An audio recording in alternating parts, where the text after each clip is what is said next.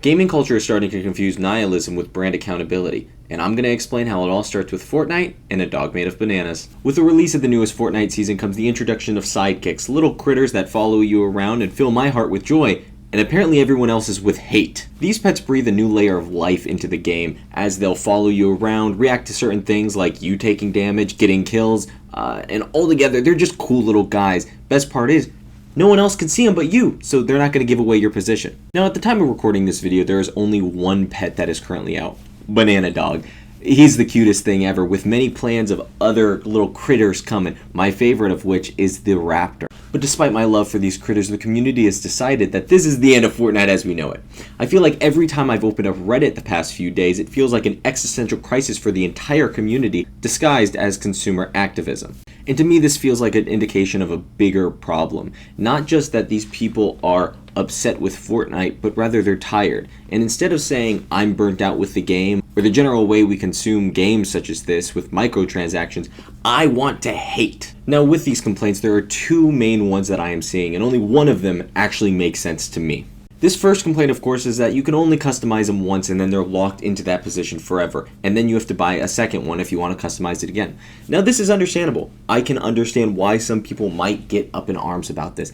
However, this is nothing new. Fortnite has always wanted stuff like fully customizable thing unique to your own personal account. One of the best and first examples of this is with the Maya skin that we saw in Chapter 2, Season 2.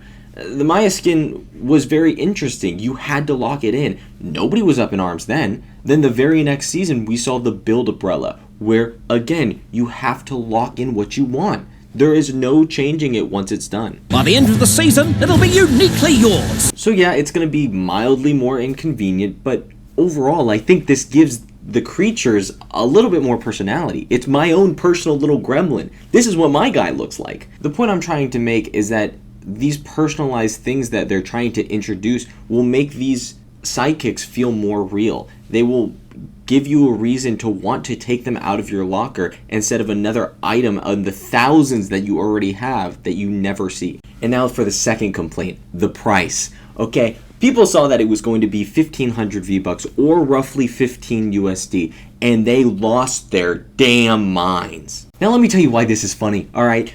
People have been spending the exact same amount of money on backpacks, skins, and literal shoes for the past many years. This is a third-person game, okay? So you are mostly seeing the back of your character's head. This is the one thing that interacts with you, that you can pet, that you can see fully at all times. And you want to call it a ripoff? No, brother, that's bang for your buck. That's getting your money's worth. But of course, the outrage isn't about the money. No, you'd spend that on literal shoes. No, rather it's about the feeling that the game doesn't care anymore. And now that is the real problem. And not just with Fortnite, but with gaming culture as a whole. We're beginning to mistake nihilism for brand accountability. Let me give you an example of true brand accountability, okay? In the newest Pokémon game of Legends ZA, everybody saw it come out and they had issues, okay? The world was not properly built. The graphics were pretty bad. And generally, it just wasn't good to look at because they knew that Game Freak can do better. Or another recent example, Hades 2 just came out of early access, and with it, a lot of people did not like what the ending story was. And you know what they did? You know what the game makers did? After a month of it being released, they changed the story. Because they realized that these are people that love their game. And they're complaining, and they're reacting to the complaints. But yet when Fortnite drops a fun, harmless little pet that you can customize, people go up in arms. That's not accountability, that's boredom wearing a disguise. I've genuinely seen people say that this entire sidekick thing is all just a money grab. Yeah, brother, it's Fortnite. I'm not sure if you've taken a look over the past 7 years or not, but they love their collabs. There's about 400 different Marvel skins. You can be every character from Star Wars. We are playing a Simpsons season, and you want to die on the hill that these original characters that they're putting in to be your little pets is a money grab. Now, don't get me wrong, Fortnite is a multi-billion-dollar corporation, $32 billion to be exact, And so they don't need me to defend them. But my point is, if we are going to try and completely change the economy of gaming, the economy of microtransactions, let's make an honest attempt. Let's not start with some random bullshit about little guys.